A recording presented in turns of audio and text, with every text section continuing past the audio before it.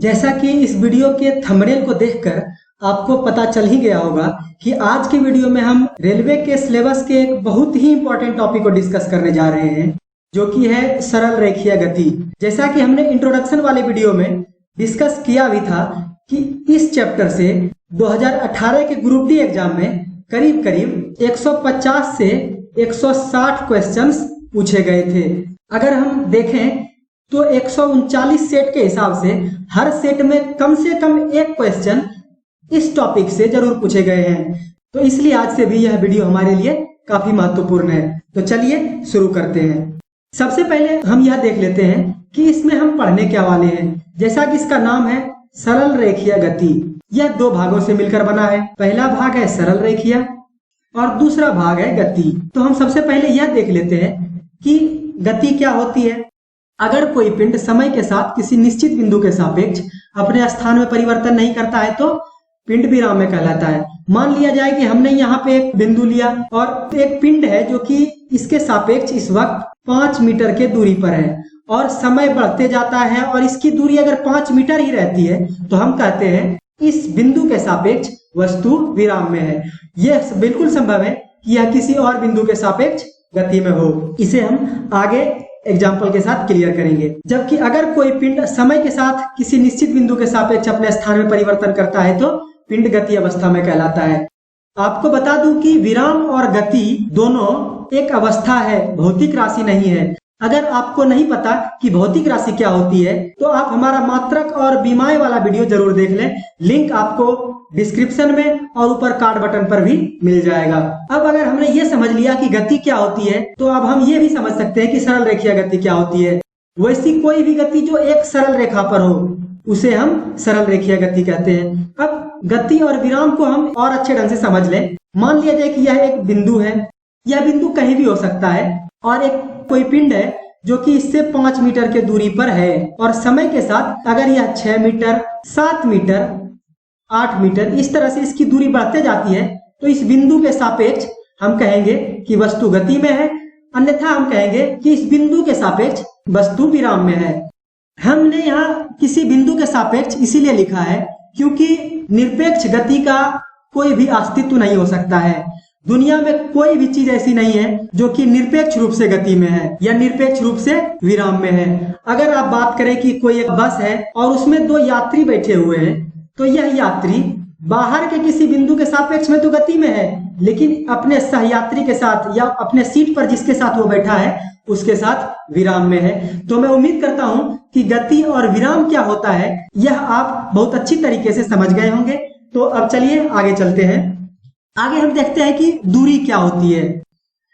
गति पथ की कुल लंबाई को दूरी कहा जाता है। मान लिया जाए कि एक वस्तु यहाँ से चलना शुरू करती है, यहाँ जाती है, फिर यहाँ जाती है, फिर यहाँ जाती है और ये मान लिया जाए हमारा 40 मीटर है, ये हमारा 30 मीटर है और ये हमारा 20 मीटर है और हमारा गति का पथ ये है।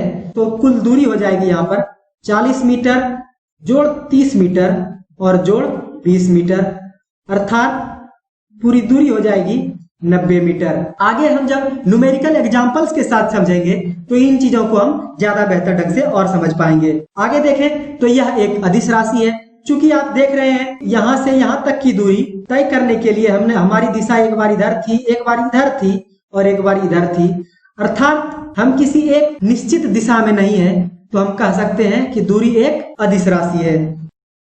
आगे देखें, इसका एसआई मात्रक मीटर होता है। हमने मात्रक और विमाओं वाले लेक्चर में देखा था कि लंबाई एक आधारी राशि थी जिसका कि मात्रक मीटर था और दूरी भी एक तरह की लंबाई ही है, अतः इसका एसआई मात्रक भी मीटर होता है। आगे देखें इसकी बीमा भी ठीक वही होगी जो कि लंबाई की बीमा है, यानी कि एल, और इसे हम लिख सकते हैं एम, एल और टी के रूप में, जहां एम 0 होगा, टी 0 होगा और एल 1 होगा।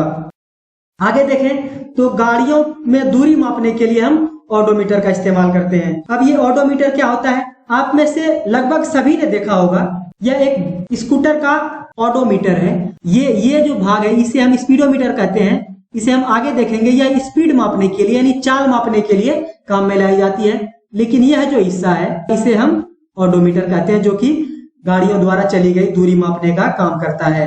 आगे चलते हैं हम और देखते हैं कि विस्थापन क्या है। जैसा कि हमने दूरी में देखा था कि गति पथ की कुल लंबाई को हम दूरी कहते थे, लेकिन यहाँ हम देखते हैं कि गति पथ के प्रारंभिक बिंदु हमारा ये है और अंतिम बिंदु हमारा ये है। माना प्रारंभिक बिंदु ए है और अंतिम बिंदु बी है, तो इसके बीच की न्यूनतम दूरी को विस्थापन कहते हैं। न्यूनतम दूरी से हमारा मतलब है इस दूरी से, यानी कि ए और बी जो ये हरी वाली लाइन है, इस लंबाई को हम विस्थापन कहेंगे।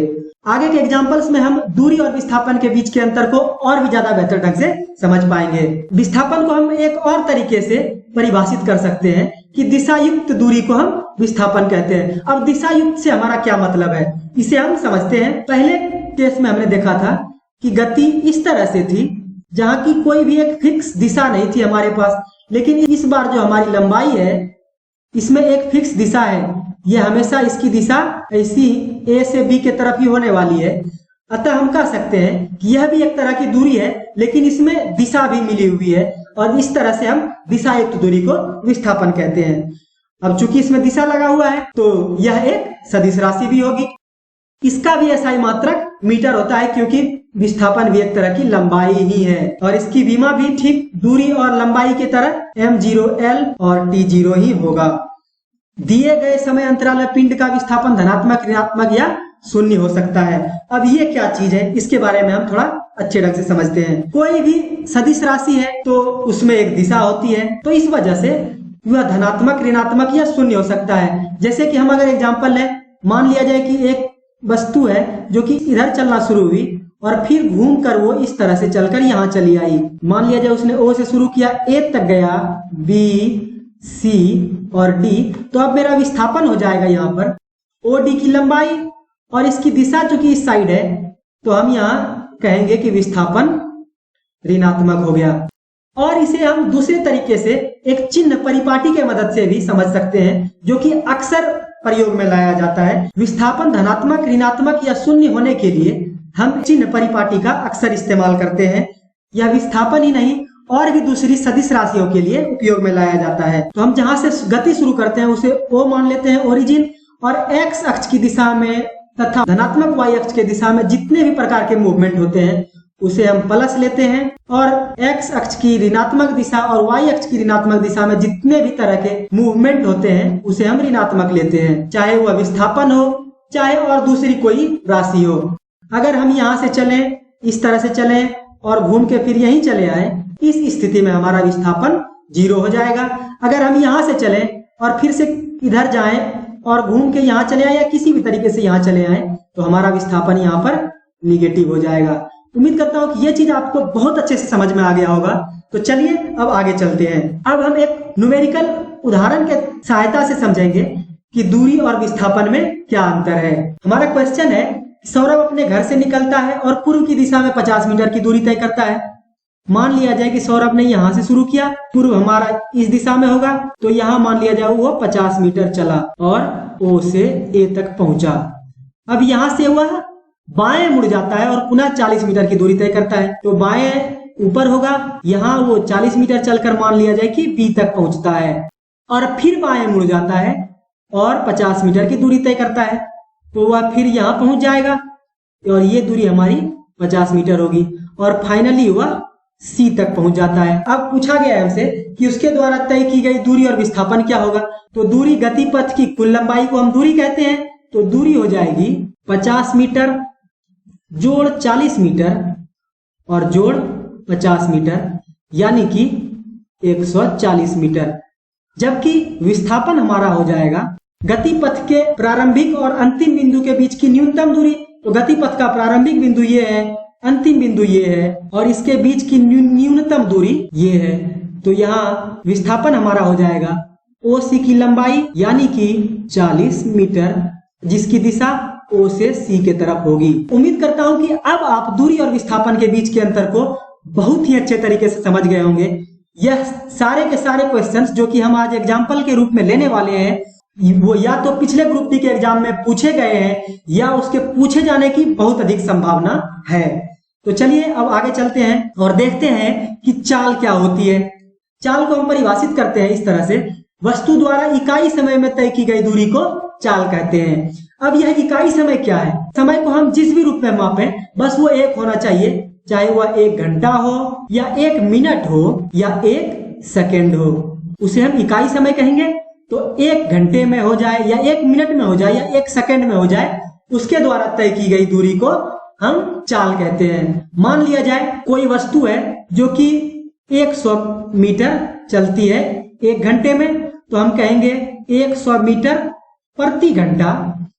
अगर वही वस्तु 100 मीटर चलती है 1 मिनट में, तो हम कहेंगे प्रति मिनट, या 100 मीटर चलती है 1 सेकेंड में, तो हम कहेंगे 100 मीटर प्रति सेकेंड।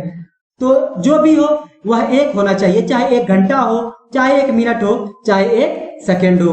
उम्मीद करता हूं कि आप बहुत अच्छे ढंग से इसे समझ गए होंगे। तो चलिए आगे चलते हैं। माना कि कोई पिंड T समय में S दूरी तय करता है। चुके नियम से आप लोग सब परिचित होंगे। चुके T समय में S दूरी तय करता है, इसीलिए इकाई समय में क्या हो जाएगा, S/T, और इसी इकाई समय में तय किए गए दूरी को हम कहते हैं चाल। तो हम लिख सकते हैं चाल बराबर S/T। आगे चलते हैं तो देखते हैं यह एक अदिश राशि है। चूंकि दूरी एक अदिश राशि है, तो दूरी में हम समय से अगर भाग दें तो दोनों ही अदिश राशियां हैं, और इसीलिए चाल भी एक अदिश राशि है। जैसा कि हम देख चुके हैं कि चाल बराबर होता है दूरी बटे समय। तो इसका एसआई मात्रक हो जाएगा दूरी का एसआई मात्रक जो कि है मीटर, और समय का एसआई मात्रक जो है कि है सेकेंड। तो यह हो जाएगा मीटर प्रति सेकेंड, और इसे ही हम लिख सकते हैं मीटर प्रति सेकेंड, इस तरह से भी। आगे चलते हैं और देखते हैं कि इसकी विमा m0, L1 और T में -1 है। तो हम विमा कैसे निकालते हैं? मात्रक और विमाओं वाले लेक्चर में हमने यह बताया है कि विमा आप कैसे निकाल सकते हैं। तो अगर आप नहीं जानते हैं कि विमा कैसे निकाली जाती है, तो आप वह वीडियो जरूर देख लें। चाल की विमा निकालने के लिए हम क्या करेंगे? ऊपर हो जाएगी हमारी दूरी की विमा और नीचे समय की विमा। दूरी की विमा होती है L और समय की विमा होती है T। अगर हम इस T को ऊपर ले जाएं तो यह हो जाएगा L T का -1, और इसे हम अगर M, L और T के रूप में लिखें तो M0, L1 और T -1, तो यह चाल की विमा हो जाएगी।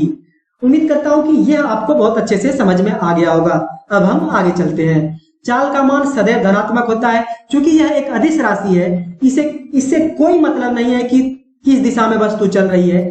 जहां भी वस्तु चले, चाल का मान हमेशा धनात्मक ही रहने वाला है। वाहन की चाल को जानने के लिए स्पीडोमीटर का उपयोग किया जाता है। जैसा कि हमने दूरी में देखा था कि किसी भी वाहन द्वारा चली गई दूरी को मापने के लिए हम ऑडोमीटर का इस्तेमाल करते हैं, ठीक उसी प्रकार चाल को जानने के लिए हम स्पीडोमीटर का इस्तेमाल करते हैं। आप लोग सबके सब स्पीडोमीटर से तो परिचित होंगे ही। ये है हमारा स्पीडोमीटर। यहाँ है तो 40 के स्पीड में है आप, यहाँ है तो 60 के स्पीड में है, और यहाँ है तो 80 के स्पीड में है। ये इस चीज से आप लोग भली भांति परिचित होंगे। आगे चलते हैं और देखते हैं हवा की दिशा और चाल को मापने के लिए एनीमोमीटर का उपयोग किया जाता है। ध्यान रहे कि ये दोनों के दोनों क्वेश्चन पिछले ग्रुप डी के एग्जाम में पूछे गए हैं, इसीलिए ये एग्जाम पॉइंट ऑफ व्यू से भी काफी महत्वपूर्ण है।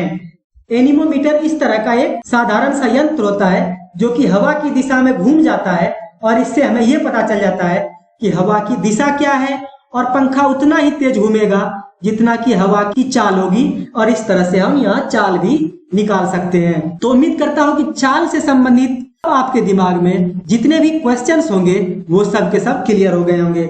आगे चलते हैं, हम देखते हैं कि वेग क्या है और यह चाल से किस प्रकार भिन्न है। जैसा कि हमने देखा था कि इकाई समय में तय की गई दूरी को हम चाल कहते हैं, ठीक उसी प्रकार इकाई समय में तय किए गए विस्थापन को हम वेग कहते हैं। और दूरी विस्थापन के अंतर को अगर आप भली भांति समझते हैं तो चाल और वेग में भी सिर्फ वही अंतर है। समय के साथ विस्थापन में परिवर्तन की दर को वेग कहा जाता है। आगे देखते हैं तो हम यह भी कह सकते हैं कि दिशा युक्त चाल को हम वेग कहते हैं। चाल जिसकी कोई दिशा फिक्स नहीं थी, दिशा कोई निर्धारित नहीं थी, अगर सिर्फ चाल में दिशा निर्धारित हो जाए तो हम उसे वेग कहते हैं। आगे न्यूमेरिकल एग्जांपल से सॉल्व करते वक्त इन चीजों को ज्यादा बेहतर ढंग से समझ पाएंगे।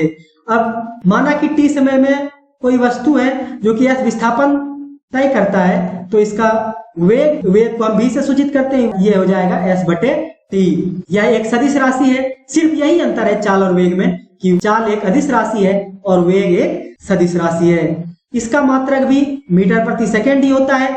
वेग का एसआई मात्रक मतलब विस्थापन का एसआई मात्रक यानी मीटर और समय का एसआई मात्रक यानी सेकंड, तो यह भी हो जाएगा मीटर प्रति सेकंड या मीटर पर सेकंड। इसे जैसे भी चाहें वैसे आप लिखें। एग्जाम में दोनों तरीके से पूछे जाते हैं, इसलिए आपके दिमाग में दोनों का होना बहुत ही जरूरी है। इसकी बीमा भी चाल की तरह ही m0 L में 1 और t में -1 होती है।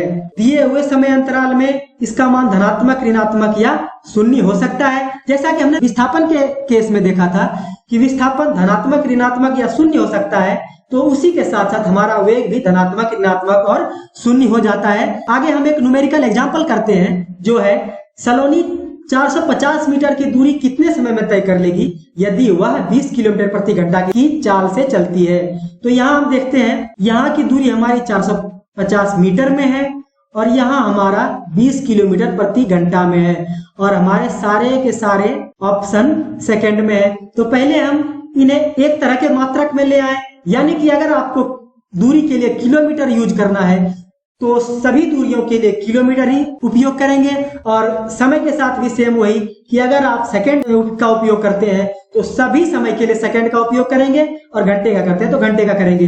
तो यहाँ हम 20 किलोमीटर प्रति घंटा को मीटर प्रति सेकंड में बदल लेंगे। मीटर प्रति सेकंड में बदलने के लिए हम देखते हैं कि यह है क्या 20 किलोमीटर और नीचे हम देखें तो 1 घंटा। किलोमीटर को मीटर में बदलने के लिए क्या करना होता है, 1000 से गुना करना होता है, और 1 घंटे को हम 60 से गुना करेंगे तो मिनट में, और फिर से 60 से गुना करेंगे तो यह सेकेंड में बदल जाता है। 2 जीरो से हम 2 जीरो काट देंगे और यहाँ 5 और ये 3, तो इस तरह से ये हो जाता है 20 गुना 5/18।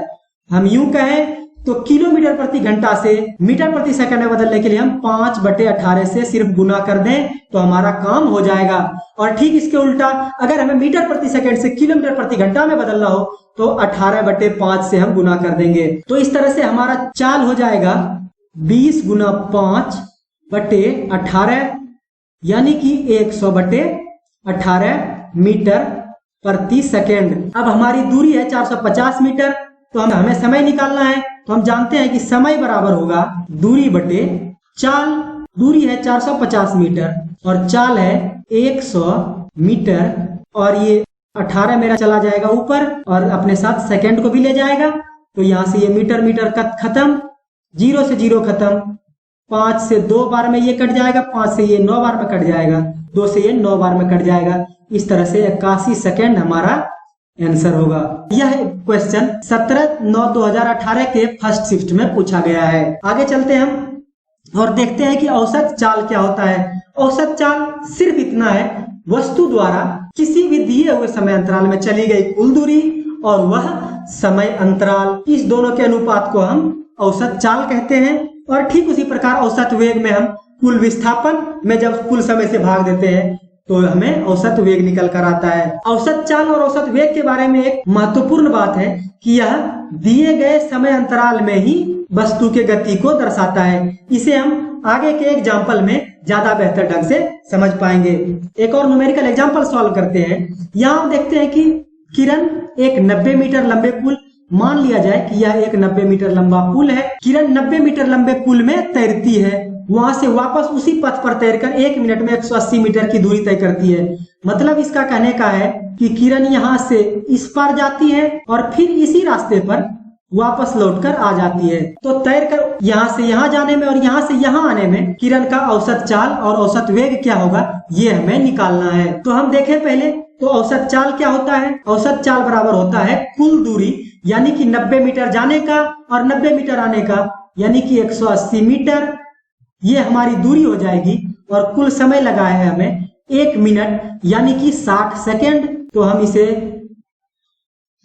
3 बार में सीधे काट सकते हैं, ये हो जाएगा 3 मीटर प्रति सेकेंड। और जबकि औसत वेग बराबर होता है कुल विस्थापन बटे कुल समय। समय तो यहाँ भी हमारा 60 सेकेंड ही है, लेकिन चूंकि यहाँ से किरण चली थी और फिर से घूमकर यहीं चली आई तो इसका विस्थापन 0 हो जाएगा और इसीलिए हमारा औसत वेग भी 0 हो जाएगा। उम्मीद करता हूँ कि औसत चाल और औसत वेग के बीच क्या अंतर है इस चीज को आप भली भांति समझ गए होंगे।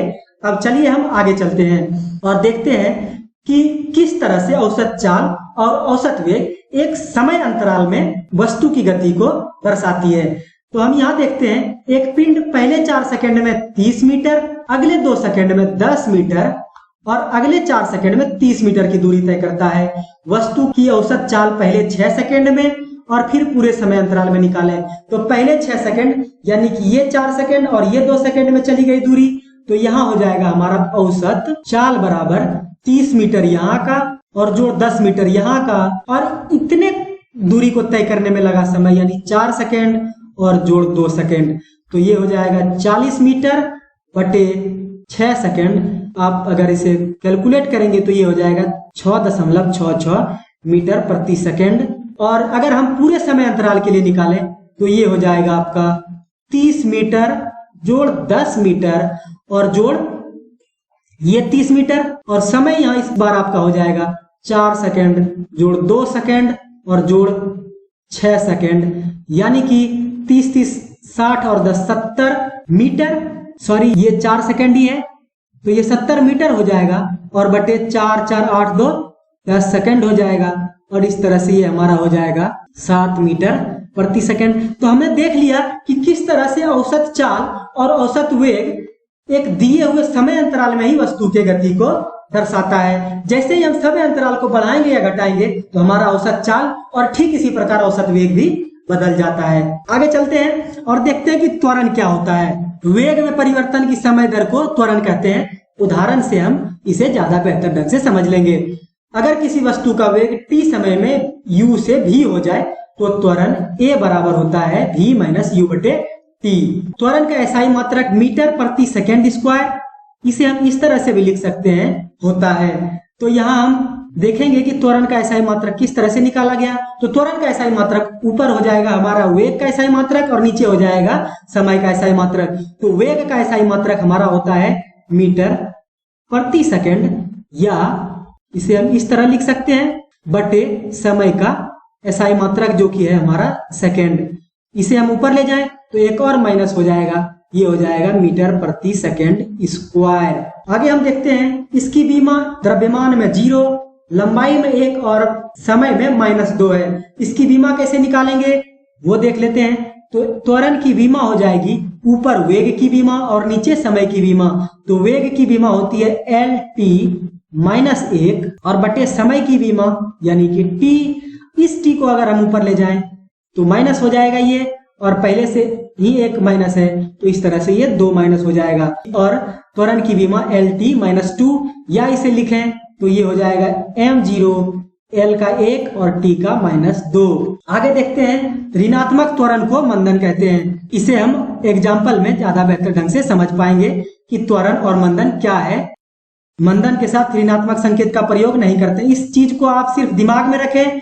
हम जैसे ही न्यूमेरिकल एग्जाम्पल करने लगेंगे आप इन चीजों को बहुत अच्छे ढंग से समझ लेंगे।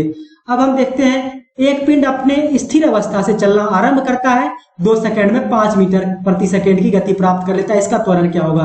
हम न्यूमेरिकल एग्जाम्पल करते वक्त सबसे पहले अगर ये लिख लें कि न्यूमेरिकल में क्या क्या दिया हुआ है हमारे पास, तो हमारा आधा काम हो जाता है। क्योंकि स्टूडेंट को सबसे ज्यादा समस्या यही होती है कि वह यह पहचान ही नहीं पाता है कि इस क्वेश्चन में हमारे पास दिया हुआ क्या क्या है। तो हम देख लेते हैं पहले हमारे पास क्या क्या दिया हुआ है। प्रारंभिक वेग u क्या है हमारे पास, चूंकि स्थिर अवस्था से चलना प्रारंभ करती है तो u हमारा 0 हो जाएगा। अंतिम वेग हमारा v, ये क्या है, ये है 5 मीटर प्रति सेकंड, और समय हमारा है 2 सेकंड। और हम जानते हैं कि a बराबर होता है v माइनस u बटे t। v है यहाँ 5 मीटर प्रति सेकंड, u है 0 और t है 2 सेकंड। इस तरह से ये हो जाएगा 5/2 मीटर प्रति सेकंड स्क्वायर, यानी कि 2.5 मीटर प्रति सेकंड स्क्वायर।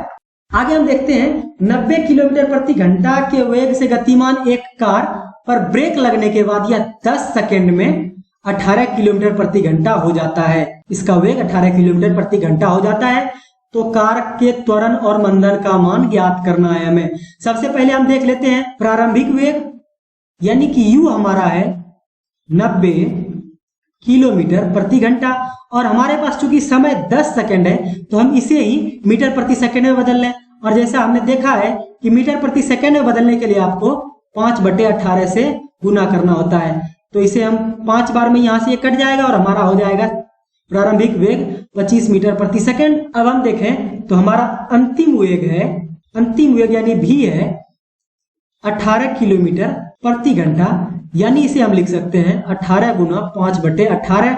18 से 18 कट जाएगा और ये हो जाएगा हमारा 5 मीटर प्रति सेकंड अंतिम वेग। और समय हमारे पास 10 सेकंड, तो त्वरण हो जाएगा हमारा अंतिम वेग यानी 5 मीटर प्रति सेकंड घटाओ 25 मीटर प्रति सेकंड और बटे 10, तो ये हो जाएगा हमारा 20 मीटर प्रति सेकंड बटे 10 सेकंड। तो इस तरह से ये हो जाएगा -2 मीटर प्रति सेकंड स्क्वायर, ये हमारा त्वरण हो जाएगा।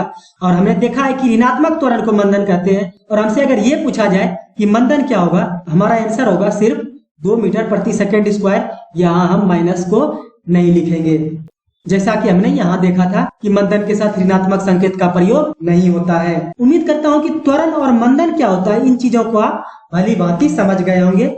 अब हम आगे चलते हैं। एक समान त्वरण से सीधी रेखा में चलने वाली वस्तु के लिए गति का समीकरण। अब त्वरण ये काफी महत्वपूर्ण हो जाता है हमारे लिए जानना, क्योंकि पूरी सरल रेखीय गति में त्वरण सबसे अलग तरह की चीज है, सबसे खास चीज है। अब इस चीज को हम समझते हैं। अगर त्वरण नहीं हो तो किसी भी वस्तु का वेग अगर 5 मीटर प्रति सेकंड है मान लेते हैं, तो यह 5 मीटर प्रति सेकंड ही होगा। लेकिन जैसे इसमें मान लिया जाए कि हम 2 मीटर प्रति सेकंड का त्वरण लगा दें, या हम कहें कि इसके वेग में 2 मीटर प्रति सेकंड का त्वरण है, तो 1 सेकंड बाद इसका वेग हो जाएगा 5 मीटर प्रति सेकंड और जोड़ 2 मीटर प्रति सेकंड यानी 7 मीटर प्रति सेकंड।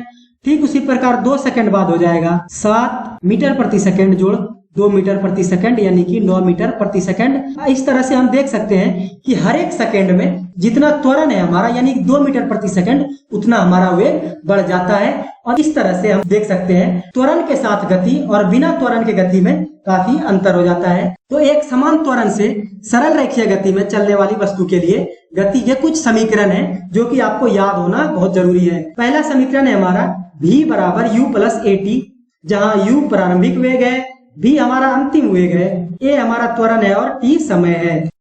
आगे हम देखते हैं s बराबर ut जोड़ 1/2 at स्क्वायर, जहाँ s हमारा विस्थापन है। आगे है v स्क्वायर बराबर u square plus 2as। v जैसा हम पहले ही बात कर चुके हैं, ये अंतिम वेग है, u हमारा प्रारंभिक वेग है, a हमारा त्वरण है और s हमारा विस्थापन है।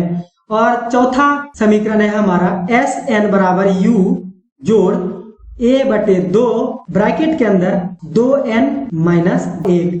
यहाँ Sn से हमारा मतलब है nवें समय में विस्थापन, या nवां समय हमारा nवां सेकंड हो सकता है, nवां घंटा हो सकता है या nवां मिनट हो सकता है। बाकी हम न्यूमेरिकल एग्जांपल्स से इन चीजों को ज्यादा बेहतर ढंग से समझ पाएंगे। देखते हैं हम पहला न्यूमेरिकल एग्जांपल, जो कि है एक वस्तु विराम अवस्था से शुरू करता है, यानी कि u इसका है 0 10 सेकंड में 10 सेकंड यानी t बराबर है हमारा 10 सेकंड। ये लिख लेना बहुत जरूरी होता है, क्योंकि इसके लिख लेने भर से हमारा आधा काम हो जाता है। समान त्वरण से चलते हुए 400 मीटर की दूरी तय करता है, s बराबर 400 मीटर। वस्तु का त्वरण एवं 400 मीटर बाद वस्तु का वेग क्या होगा, तो हमें पूछा गया है त्वरण बराबर क्या होगा और 400 मीटर बाद यानी अंतिम वेग हमारा क्या होगा। तो हम यहाँ देखते हैं s बराबर ut जोड़ 1/2 at स्क्वायर अगर हम लगाएं तो यहाँ हो जाएगा s बराबर हमारे पास दिया हुआ है 400 मीटर।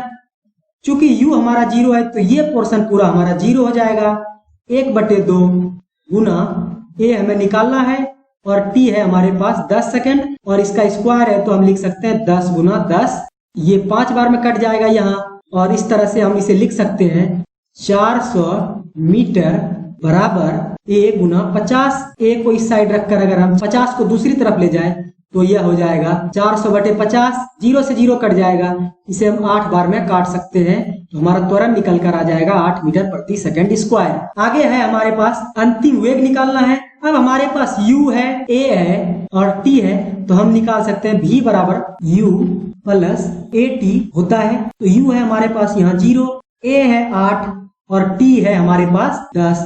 तो हम कह सकते हैं कि 400 मीटर की दूरी के बाद वस्तु का वेग हो जाएगा 80 मीटर प्रति सेकंड। यहाँ आप देख रहे होंगे कि विस्थापन की जगह पर दूरी का उपयोग किया गया है। आप जैसे ही औसत वेग से आगे बढ़ते हैं और गति के समीकरण में प्रवेश करते हैं, उसके साथ ही दूरी और विस्थापन एक दूसरे के जगह पर, वेग और चाल एक दूसरे के जगह पर अमूमन इस्तेमाल होते हैं। आगे चलते हैं हम और देखते हैं, एक वस्तु विराम अवस्था से प्रारंभ कर 10 सेकंड में 5 मीटर प्रति सेकंड समान त्वरण से सीधी रेखा में चलती है। चौथे सेकंड में वस्तु का विस्थापन क्या होगा? यहाँ हमारे पास दिया हुआ है t बराबर 10 सेकंड, a बराबर होगा 5 मीटर प्रति सेकंड स्क्वायर और हमसे पूछा जा रहा है S4 बराबर क्या होगा। हम जानते हैं कि Sn बराबर होता है u जोड़ a/2 2n-1। अब यहाँ n पर हमारा है चौथा सेकंड यानी S4, u हमारा है, चूंकि यह विराम से प्रारंभ करता है तो u हमारा 0 हो जाएगा, तो यह हो जाएगा हमारा 0। a है हमारा 5/2, 2 गुना n के जगह पर 4 और -1, तो ये हो जाएगा 5/2 8 -1 यानी कि 5/2 गुना 7 और ये 7 गुना 5 35/2 हो जाएगा, यानी कि 17.2 मीटर का विस्थापन चौथे सेकंड में वस्तु तय करेगी। उम्मीद करता हूं कि आप आज के वीडियो लेक्चर में जितनी भी बातें हुई है उन्हें बहुत ही अच्छे ढंग से समझ लिए होंगे। अगर आज का वीडियो आपके लिए काम का लगा हो तो इस वीडियो को उन लोगों तक जरूर शेयर करें जिन्हें कि इनसे वाकई में फायदा हो सकता है। और फाइनली अगर आप अपने इस दोस्त के लिए कुछ करना चाहते हैं तो वीडियो को लाइक करें, चैनल को सब्सक्राइब करें और हाँ, बेल आइकन को दबाना ना भूलें, क्योंकि हम इसी तरह के कॉम्पिटिटिव एग्जाम्स के लिए वीडियो लेक्चर लेकर आते रहेंगे। मिलते हैं इसी तरह के एक और मजेदार वीडियो लेक्चर के साथ। तब तक के लिए नमस्कार, जय हिंद।